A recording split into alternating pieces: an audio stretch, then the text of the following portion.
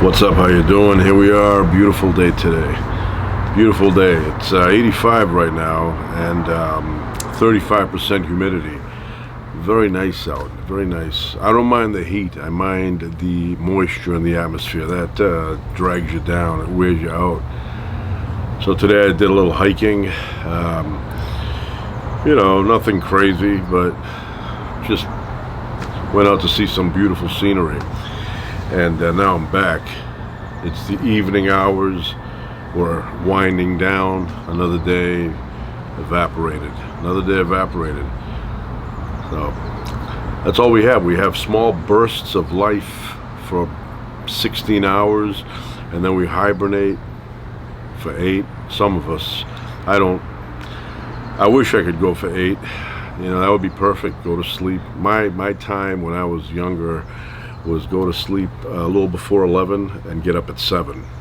8 hours full. And I did that for years and years until I stopped doing it. But that was the best for me. It was perfect. And of course you like to sleep in late once in a while, but that was not my style back then. I was always getting up early, even on weekends. I like to be up. That's when things are happening. If you sleep late, you get up at noon, the day is done. You do a few things, all of a sudden it's 3, all of a sudden 4. I like bright and early, but I do appreciate once in a while getting some extra sleep. And now I sleep late and I get up early. So anyway, we're gonna have a nice cold beer.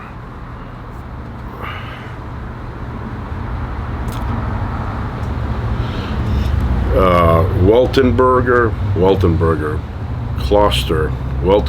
Kloster, and Anna 1050. I don't know what that means. Maybe that's the year they were established, right? It says oldest monastery brewery of the world. Isn't that crazy?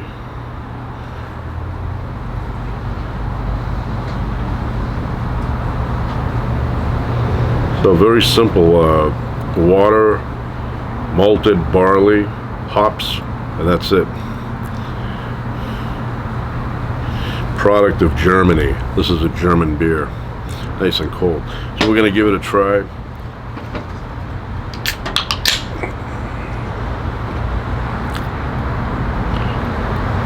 Good color. I know my hand's in the way, but I have to grab it somehow.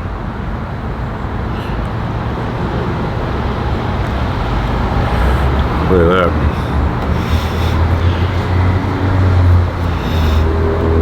German beer. I don't know, Germans are known for beer, so.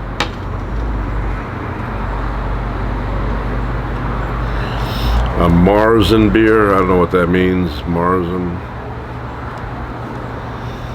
So product of Germany.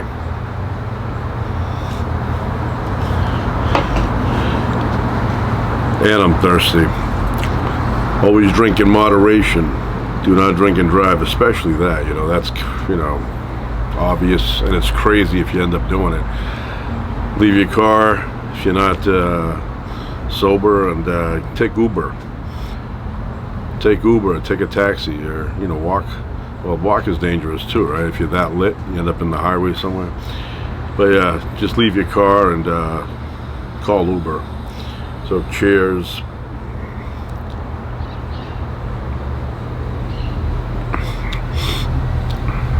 It's a good beer. I don't know if there's an extra flavor in there. I think it's the hops, but it's a bit, I don't want to say flowery, but it has a bit of some kind of like a slightly sweet flavor in there, very slight.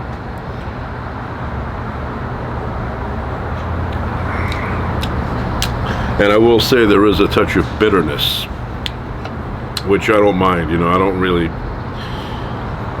appreciate sweet beers. I think, was it Blue Moon? They cut a piece of that orange in there and put it in, and that's a little bit of a sweet flavor, but I think on its own it's not sweet. So alcohol is best enjoyed in moderation. You have a beer like right now, You know, nice warm day, a little beer. That's it.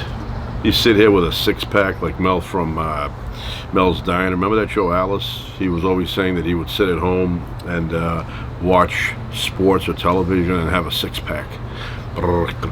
You know,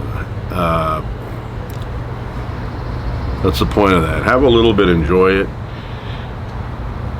and that's it. That's it. Too much of this stuff is disgusting. So this one here is 5.5% alcohol.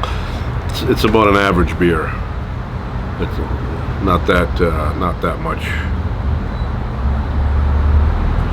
And they even tell you, do not litter at the very end.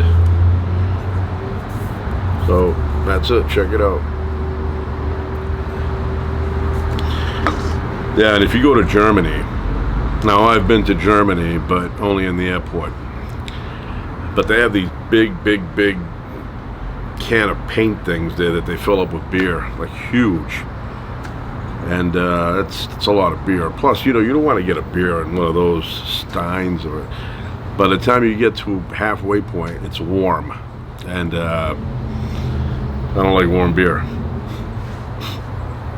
I like beer to be just above freezing, like that one here.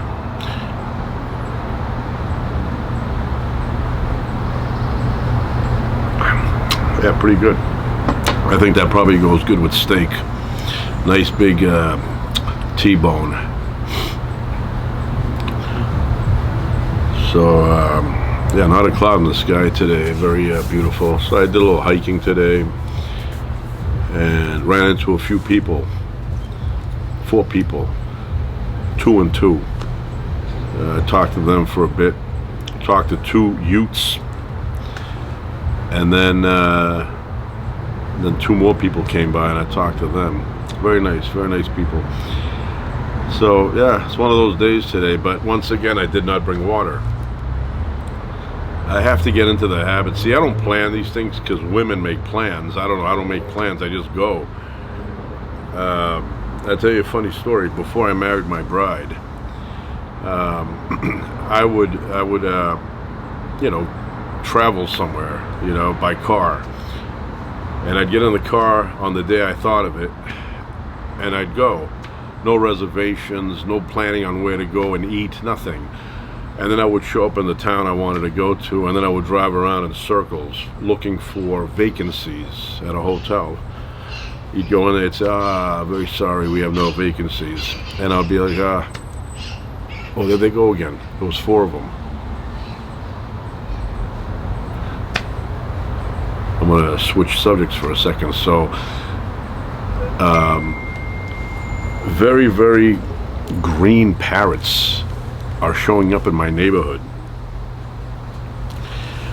The other day I saw 3. Yesterday I saw 3. They were back on the other side.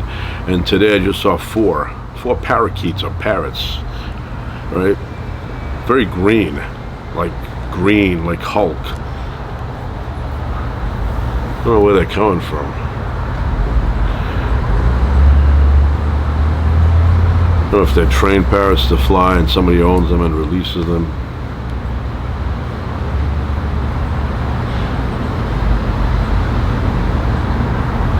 Very, and they fly by, but you know, I don't have the camera ready, otherwise I'd snap a shot of them. They're just too quick.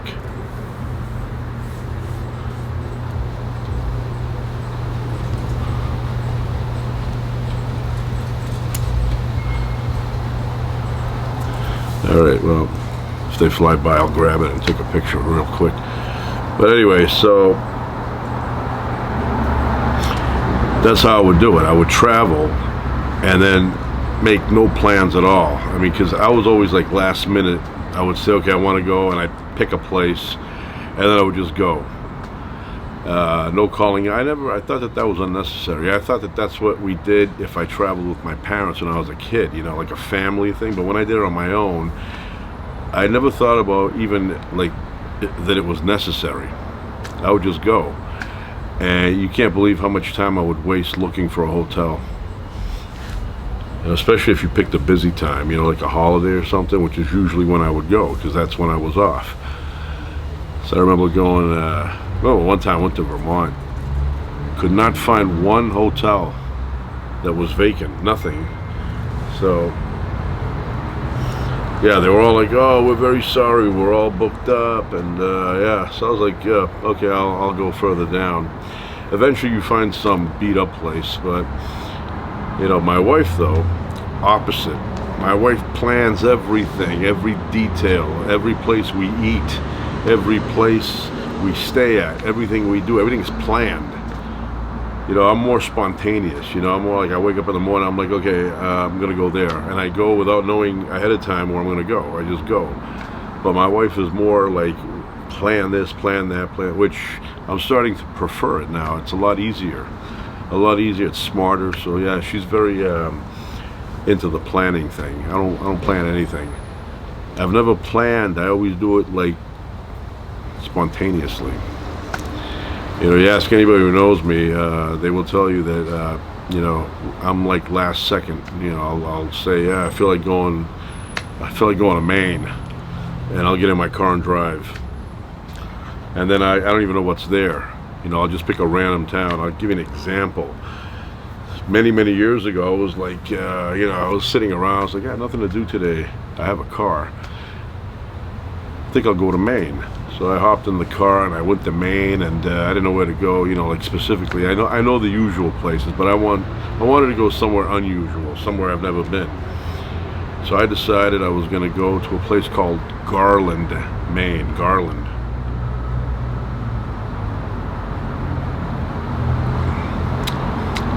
A big bird went by. So I got in my car and I went to Garland, Maine. A lot of trees up there, very few people, small town. When I got there, I think it was when I actually crossed into the town, I think everybody knew I was there. They sensed it. It's like somebody new here. And I got to see Garland, and I've been back to Garland, but not much. Nothing up there, but that's how I would do it. I would just, boom, get the idea and go. I don't plan. Even now, I go hiking, right? I don't plan it the night before. I will be in the car, and in my brain, it'll say, go hiking.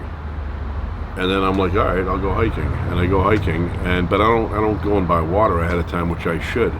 I should have a bag in the, like a backpack or something. And a nice, I have thermoses like you can't believe. I have really nice thermoses. They keep the water cold for 36 hours, those kind of thermoses. I have a lot of them, I just don't bring them. So, like I have thermoses, like I'm opening up a store to sell thermoses. That's how many I have. And they're all pretty new. I got some really nice ones.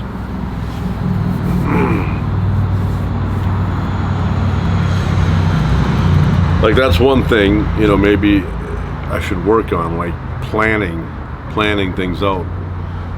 Like I said, my bride does that. My bride will plan everything. As a matter of fact, she will get up in the middle of the night and try to get reservations, because sometimes you can't get reservations if you're not at that right moment. They give you a certain amount of time ahead of making reservations that you can call up, and then if you're too early, they don't take them. So my wife will get up in the middle of the night and start dialing, or I don't know, shit like that. And yeah, I just show up there and I'm like, I'm here, can I sleep here? And they're like, no, you cannot sleep here because we don't have any room. Yeah, but I've always been that way. I've always, like, last second I decide. And it's not like I have to make a decision. It's like I'm sitting there. I remember, when I was younger in my prime, I would sit there and feel like, yeah, what to do. I think I'll go and I'll pick some random location and I'll get in my car and go. So yeah, everybody's got their own style, and some styles are better than others. for example, you know, I mean, there's benefits to my style, spontaneous. You know, you constantly surprise yourself. But if you want to enjoy the trip a little bit more, plan it out, plan it out. But I do believe that you should have some gaps of free time, gaps of free time where it's not planned out, so that you can just go wherever you want. Maybe you'll decide, hey, let's go, you know, wherever. So yeah. Yeah, those green parrots, I don't know. They look like from an island or something.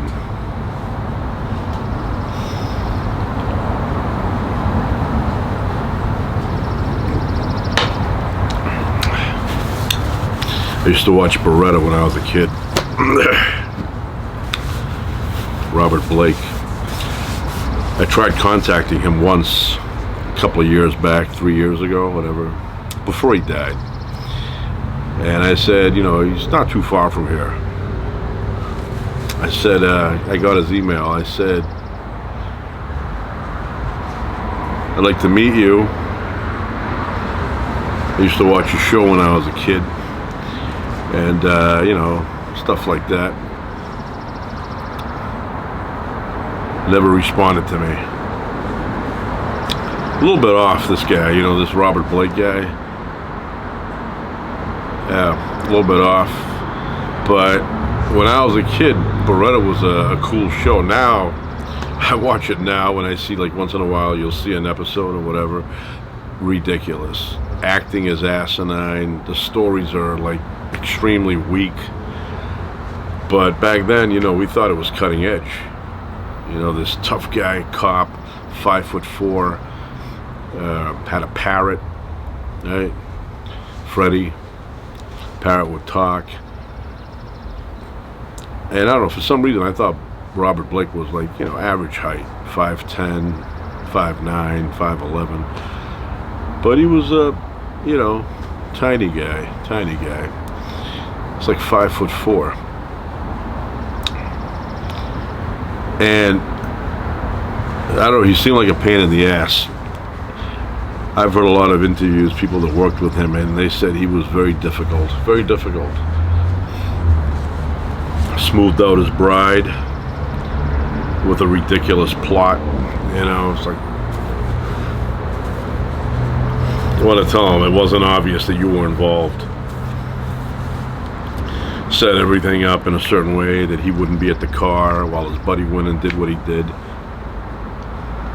You know, if I forgot something at a restaurant and the restaurant was, like, you know, half a mile away, I wouldn't say, oh, you know what, I forgot my jacket. I'll be right back. I'm going to go get my jacket. In this case, it wasn't a jacket. I think it was a gun, but which is ironic. But I would have been like, okay, let's drive, because I guess there wasn't any parking closer, like valet. And anyway, I would have driven to this restaurant. I would have said, you wait here, I'm double parking, and I got to get my jacket. Instead, he says, forgot my jacket. Why don't you wait here? I'm going to walk to the restaurant. I'll be back in an hour. And then somebody shows up and takes her out. And then he comes back. He's like, what happened? What happened here? It's like the worst Baretta plot. Anyway, I was a fan of that show. I liked, you know, I liked Robert Blake. I liked him back then when I was a kid, you know. I remember he would take his job a little too seriously. He would dress up like an old woman, and he'd be on a park bench waiting for a crime to happen, and then he would run, get the criminal. But when you looked in his eyes, especially when he got older, you saw a crazy man in there. That he was a little off. Robert Blake. Yeah, those 70s shows were ridiculous.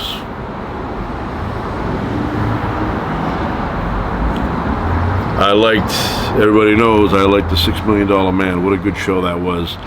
Especially the opening credits and the way they rebuilt him. They'd carry out the technology. They'd handle the eye, you know, the bionic eye. Guy had a, if you stop it, right on the part where they're showing the eye, the lens, you say, hey, you need to wash your hands. That doctor has a dirty fingernail. You know, like he was working on a motor or something, and then he came in and started handling the eyeball. But that show, I was literally Steve Austin in real life when I was a kid. I would run in slow motion. I had the music in my head. I would hum it in my head as I was running. And I literally believed that anybody watching me run while I was running in slow motion would see me running in super fast motion. And funny thing is, though, when I played in gym class, I didn't run in slow motion. I ran regular speed. I was aware that the slow motion was just an act. But to this day, I believe running in slow motion helped me run fast when I actually wanted to run fast. You know, it's like they did a thing one time, these karate guys, they would do exaggerated slow punches, like really slow, over and over and over. And then they told them, do the real speed now, and the real speed was fast. Faster than it was before, right? But that show, I could not get enough of it. I still to this day want to meet Lee Majors, and I keep saying, if somebody sees this and it's connected somehow, because we're all like, what is it, 7 degrees of separation?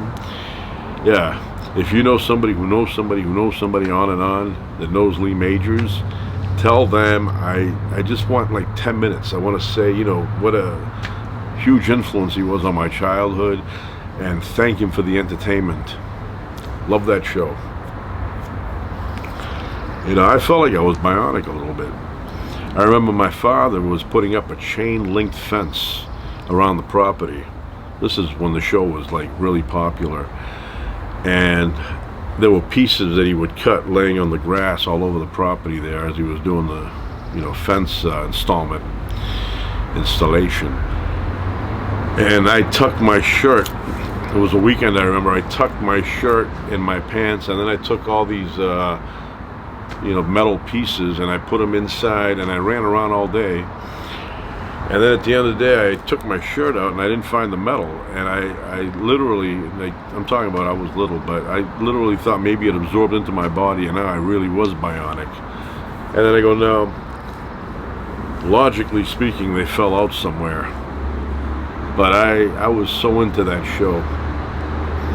Every Sunday, my father would take the family out in the station wagon, and I would always remind him, okay, we can go where we go, but at 8 o'clock I have to be back. $6 Million Man is going to be on television Sunday nights, right? And my father would say, don't worry. And then all of a sudden it would be like 7:30, 7:40, and I would be yelling from the back of the station wagon, what time is it? And my father would say, 7:30. And like, yeah, we gotta go, we gotta go. And my father would be rushing through the streets like Starsky and Hutch. And we'd make it in the driveway at like 7:58. And I'd run upstairs. And I'd turn on the television. I had a Zenith, black and white.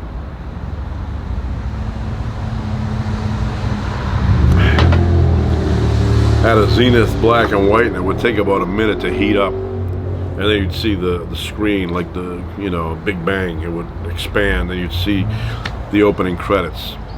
And we didn't have any way of recording that, because if we did, I guarantee you the next following 5 or 6 days, I would be watching it again and again and again and again and again, and I'd probably watch the credits over and over and over, especially the opening credits. But I also like the end too. They had that image of him running with the sun on the back. What a cool show. And then they made Jamie Summers, a well-known tennis player, who they made bionic, and then they made into a secret agent. And nobody said, hey, aren't you, that would be like, you know, Larry Bird all of a sudden was injured, and the government made him bionic, and then as payback they made him into a secret agent. And nobody in Massachusetts would recognize him. You know, and then they say, hey, aren't you that basketball player, Celtics? They didn't recognize her. And even Colonel Steve Austin, right? He was like in his mid-30s in that show. I don't know, is it possible to be a colonel at 35? I guess, yeah, I think you can. I think you can. I mean, you join at 18, and then you got, you know, the college thing. So say you're 22 when you're in there, first lieutenant, second lieutenant, first lieutenant. It's possible, all those years, 35, to make you a colonel. And was he a full bird? Or was he was it major colonel? Lieutenant colonel, right? Lieutenant colonel. They still call you a colonel, though. So maybe he was just a lieutenant colonel. I think he was a lieutenant colonel. Then it makes sense. But, man, I was such a fan of his. Such a fan of his. Everything about that show spoke to me. I mean, it was like that show was tailor-made for my brain. And the way I discovered it, I didn't even know, you know, what that show was. I guess it was still brand new. It hadn't reached me yet. But my father was visiting somewhere, and he would always take me along. He'd say, you know, I'm the son. He would take me along. My sisters would stay home. He never took my sisters late at night, or, you know, he always, hey, come on, let's go. We're going to a car wash. You know, he never said to my sisters, hey, we're going to the car wash. I was made to go with my father to these different places. And so he took me with him that evening, and it was a Sunday night, because that's when the show was on. And I sat with him because I didn't know these people. And then there was a room next to the kitchen that had a blue light underneath. You could see under the door, a blue light. And the wife, she kept insisting I go in there with her boys. She's like, yeah, go in. My boys are in there. They're watching television. I'd be like, I'm fine right here. And she did it like 3 or 4 times. And at some point, I started to sound like ridiculous. So I said, okay. So she opens up the door, and there's a TV on the floor, and 2 boys with their, you know, they're lying down on the floor like this, and they turn around for a brief second, they give me a wave, and they go back to watching. And I even remember the scene. So I sit right behind them as they're watching this show, and all of a sudden I realize that this show is like, it's like a drug. It's pulling me in. I'm getting addicted all of a sudden. So the scene was that Colonel Steve Austin was behind in a room with bars on the window, and I remember he had his hand on the bar, and he was like with the sound, or, you know, bending it. I don't know if the sound was on yet back then, but he bent it, he opened it up, and he got out of there. And the second he did that, I was like, what is this? And I remember watching the whole thing, and then the credits came on at the end when it's like, you know, he's running and they freeze frame it. And I was like, this is awesome. What is this? So they told me $6 Million Man. And then after that, I was I was the 1% of all fans for that show. I was the 1% of that 1%. Huge fan. But I have seen Oscar Goldman in real life, and where I saw him was back in, I think, '97. Right around there, I was at the LA Car Show, and as I was entering in, you know, to check out the new cars, which now are old, on the left side there was another room with only Rolls Royce, and as I looked in there, Richard Anderson, the guy that played Oscar Goldman, he was in there, and he was talking to the, you know, the people that were showing the cars, and he was like, oh, and I was looking, I go, Richard Anderson, $6 Million Man, and it made my day, made my month. So yeah, they picked the right guy. He was like, I don't know, he was kind of flirty too with Jamie Summers there. Show up at her house, you know, hugging her all the time. And you know what? That's normal. Nowadays, they made it like, if you look at somebody funny, they come after you. They're like, oh, you know, made me uncomfortable. They said a joke, it made me uncomfortable. You know, it's like, all right, maybe you need to toughen up a little bit. You know, what, the joke bothered you that much? Or walk away. Or go like this. You know, or hum, I don't hear you, I can't hear that joke.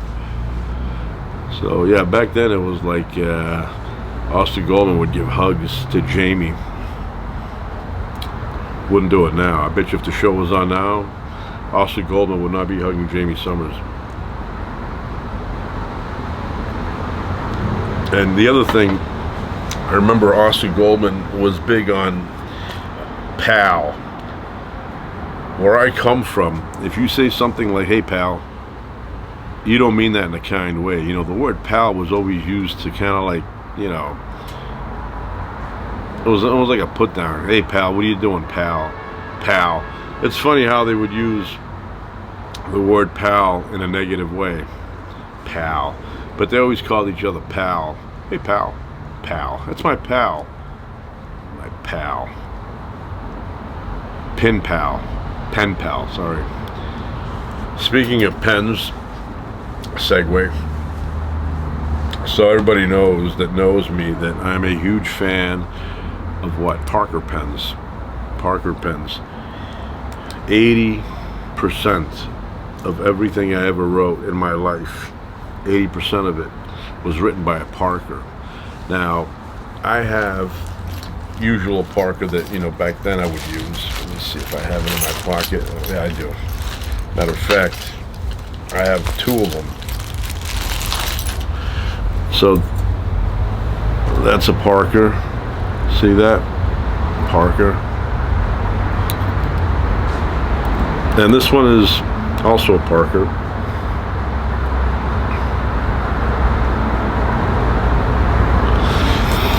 So these have always been my favorite pens. Although back then they were of better quality, I think. The tops, instead of being smooth on top, they had an indentation. And it's just better quality metal. And I'll tell you another thing that maybe a lot of people didn't notice. When you wrote with a Parker, which is one of the main reasons why I use the Parker, but when you, what's going on here? When you wrote with a Parker, you know, whatever, punishment, and then you smell the paper, the ink had a very kind of like a mechanical smell. It's hard to describe. I mean, if I smell it again, I can tell you exactly, you know, what it smelled like. But the ink they use on these new ones now doesn't have that kind of smell at all. It doesn't smell like anything, actually. But back then, it had a very unique, or just a unique scent, like mechanical, like something you would put on a you know, something mechanical. But these right here smell like any old ink. So I don't know what the recipe was for the previous ink, but I know Parker has been sold to another company, so it's not the original. You know, Parker is owned by somebody. I mean, this is I think it was from 1880s, this pen. But anyway, the ink had a fragrance to it. And I remember writing out my punishment: I will not talk in class while the teacher is teaching, 1,000 times. And then you'd smell the paper, and it had a very I don't know, had some kind of smell. So anyway, these are Parkers, and so isn't this one here. This is like a higher end Parker. See that? You can tell that arrow is Parker. I don't know if you can see that, but,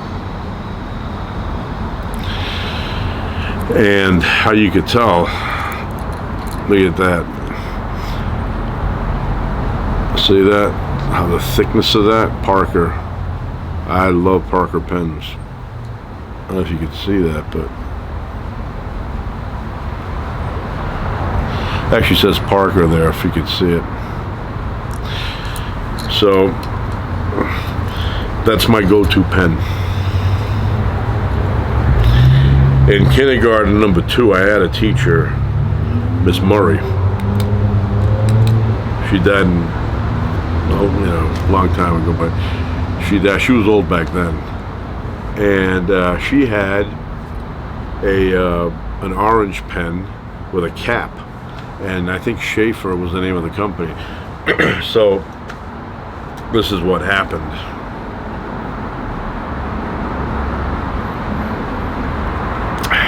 Starting to warm up, getting on my nerves. I don't like warm beer. So anyway, she had that pen, and she would always write with it. You know, nice cursive writing. And I finished school, kindergarten number 2, and we were going on a trip. So we're at the airport, and my father is there, and they have the duty-free shops. And I went in there, I'm looking around, and they had a glass counter, and inside was the pen that my teacher had. And I ran to my father and I said, I want to buy a pen, I want to buy a pen. And my father's probably thinking Bic. He wants a Bic, I'll go get him a Bic, 10 cents. So we go there, and it's like looking at it, I go, that one there. And I think it was like 30 bucks. And he's like, 30 bucks. 30 bucks back then was a lot of money. And he goes, $30, what are you going to do? 30. In the meantime, you got to keep in mind, I'm like barely now, 6 years old. I'm going into first grade, but I'm barely 6. And my father was like, he goes, get something else. I get you another pen, he goes, and he points to me and the cheap ones over there. I go, no, I want that one because my teacher had it. So I didn't get it. And now I don't know if they make them anymore. Probably they make them. They make the Parkers. So I didn't get it. And believe me, if my daughter came to me now, I mean not now, but when she was in kindergarten, and she said, oh, my teacher has a pen, and I just saw it at the airport, and I went over there and I looked at it, it was like $300. I would be like, yeah, I don't think so. That's a lot of money. I'll get you Lego, but I'm not getting you a pen like 300 bucks. So, but I enjoy a good pen. Even though nowadays everything's like, and I type like this. I don't, my kids make fun of me because I use one finger on a phone. On the computer, I'll use all, I'm like going over and typing away. But on a phone, I don't know, I got used to just, this finger here, and I write stuff, and then I send it. But yeah, I really enjoy writing with a good pen. I still enjoy writing freehanded too. A lot of times I will write stuff out freehanded or freehand, and then I'll go to the computer and write it out or type it out. Sorry.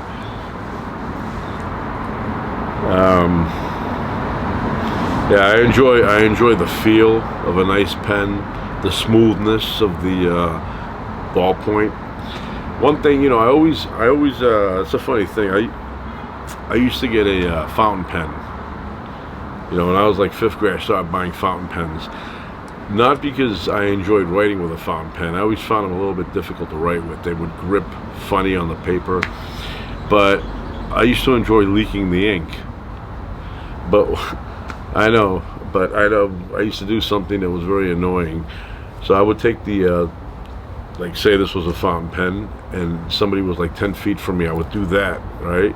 And then I'd put my hand out, and the ink would leave, because you do it like that, the fountain pen would release the ink, and droplets would end up, hitting the person. And they thought it was just, I don't know, moisture. And they'd do something like that, and then it would smudge it. And I would laugh my ass off. I thought it was funny. I was little, talking like 5th grade. I remember I would just go like that, and it would release ink, little psh. Anyway, then they'd go to the bathroom, try and wash it off, and never got in trouble for that. And then when I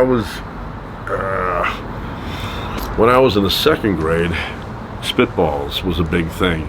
You'd get a straw from the cafeteria and spitballs, and then you aim at somebody, and from like 20 feet away you'd hit them, and then you'd put it away, and you'd act like pretending you were paying attention to the teacher. So one time there was this girl, she had a part in her hair that was kind of like very pronounced. So I had a friend named Tony, hung around a lot back then, especially at the railroad tracks.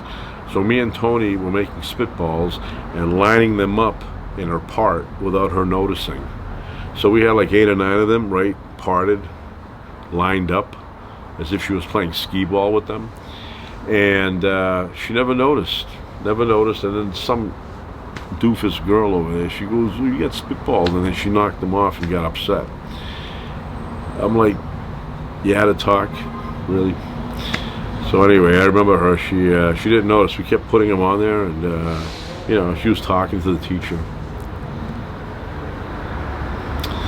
One girl left the room without permission, or she got permission, she thought, to go to the bathroom. Back then you had to say to the teacher, hey, I need to go to the bathroom. Can I go to the bathroom? And the teacher would say, go to the bathroom. So one day, that teacher in 2nd grade looked at this girl coming in through the door. She's like, where'd you go?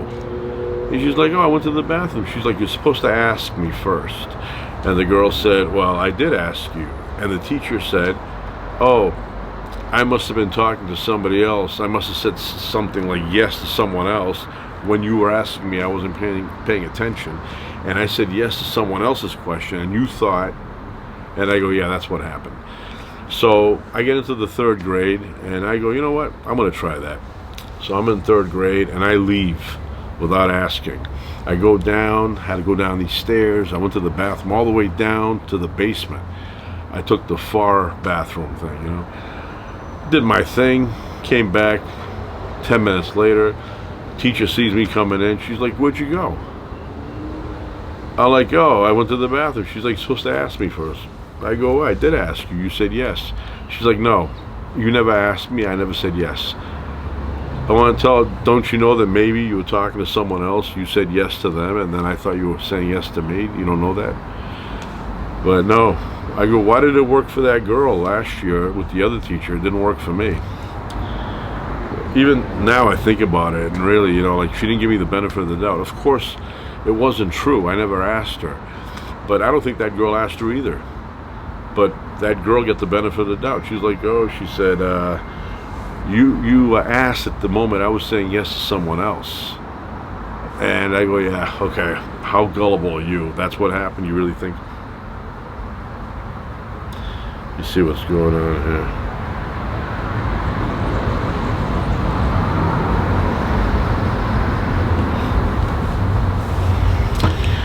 I find in life some things work for some people, and the exact same thing may not work for someone else.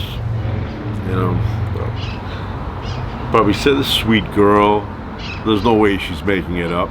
And then me, I had a reputation back then of being a little bit of a troublemaker. You know, I was always causing, you know, talking to my neighbor, you know, kind of like being a little disruptive. It's like, oh, he's disruptive, therefore he didn't ask me about the bathroom. Which I didn't.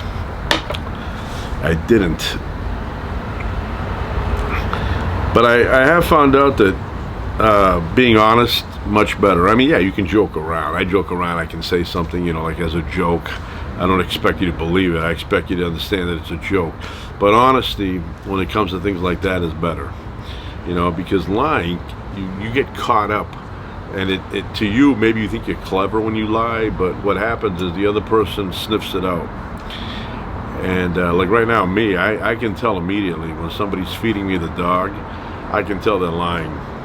You know, I can tell immediately, and you know, I just go, yeah, that's what happened. Some people will believe the most asinine things. I have an example. I have many examples, but I'll share this one.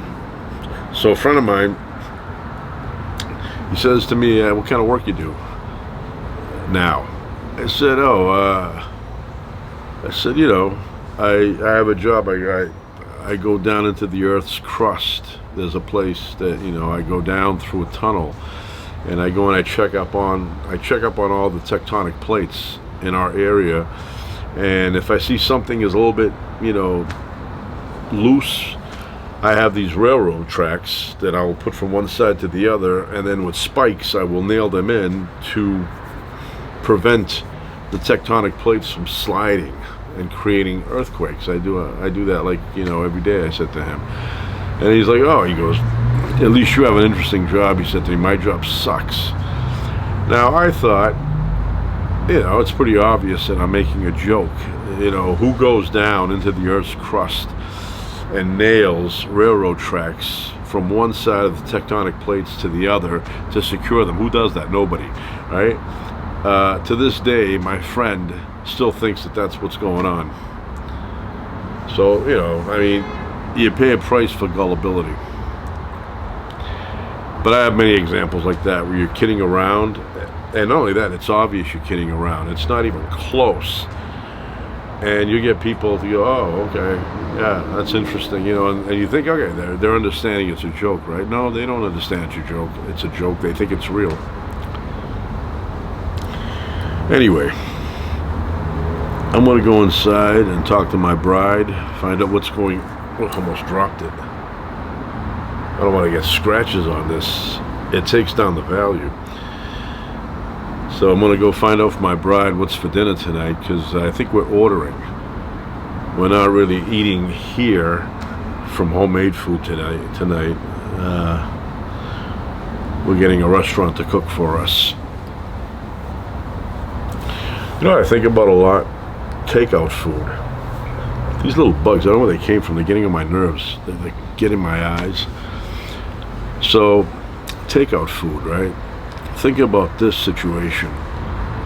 What about if you have a crazy, somebody who's a little bit off, psychotic. They have issues, mental issues. There's a lot of people like that. We just don't know who they are because they're clever enough to blend in amongst us. But then you get to know them a little bit, like 3 weeks later, and you're like, okay, this person is not stable, and I got to keep away. But anyway, and you do run into these people. I know people watching know exactly what I'm talking about. There are people you work with, maybe one of them a little bit off, right? You notice that they say things that, they can get you in trouble because they're making them up. So there's people like that. Now, if you're one of those people that lives in a cave underground, and you've never run into these people, so you think that doesn't exist, you're gullible. So anyway,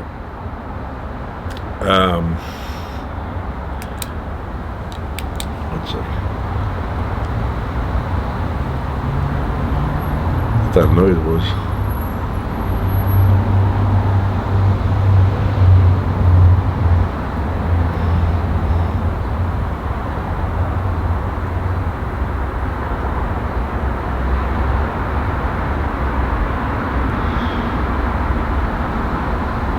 I don't know, it's kind of like anyway, so you order food, but you don't know who's making it, right? You're not there watching, and you have some weirdo who got a job at, I don't want to name names because I don't want to make it look like it's happening there, but some place that's a restaurant, right?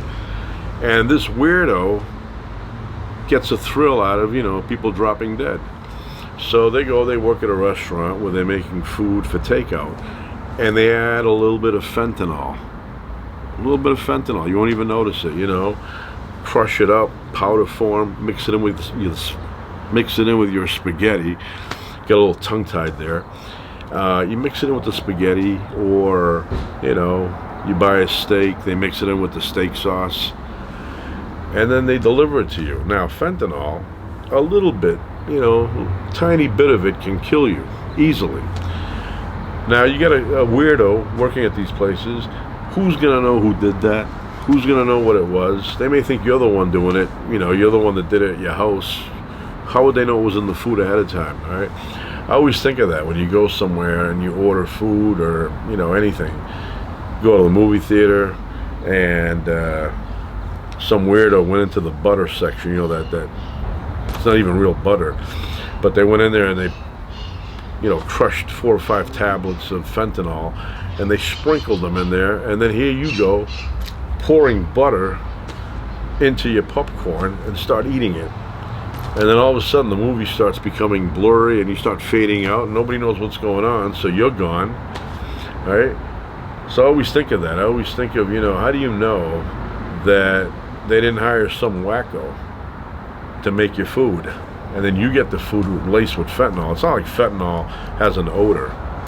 You wouldn't even know it. But there's so many ways that some wacko would, can harm you like that. Yeah, you never know. I mean, I wish there was something like, you take a little portion of your food and drop some chemical in it, and if it changes to blue, then you know there's something in there and you don't eat it. But I don't have anything, to test that for. We take chances every day. Every day we take a chance, and somehow we're still here. And then we're still here, and then all of a sudden they go, he's not here anymore. And it's like, what happened? Well, he ordered food from some restaurant, and there was a crazy guy working there, and that crazy guy put fentanyl in the food and mixed it up well. He ate the food, and that's what happened. A lot of crazy people in the world, you don't know who they are because they don't wear name tags with crazy underneath them. If they did, and you'd stay away. But they look normal. When you bump into these people a little bit off at first, they know how to act normal. That's the thing. They're very scary. They know how to act normal, and then later on you find out that they're not normal. Anyway, not to scare anybody out there, but I still have this magazine out here. Great stuff in here.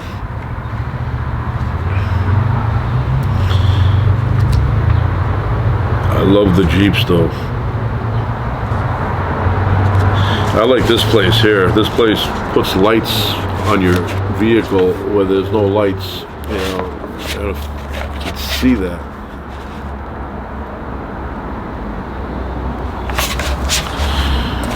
So the next generation LED lighting technology, and you have, I wouldn't mind putting some lights on this. My motor car over here, the Suburban, I put some big ones on top there when I go out in the desert at night. And then I could turn them on and make sure I'm not running over any kangaroos or anything. Anyway, I'm gonna go and talk to my bride, find out what's going on for dinner. That's it for now. Ciao.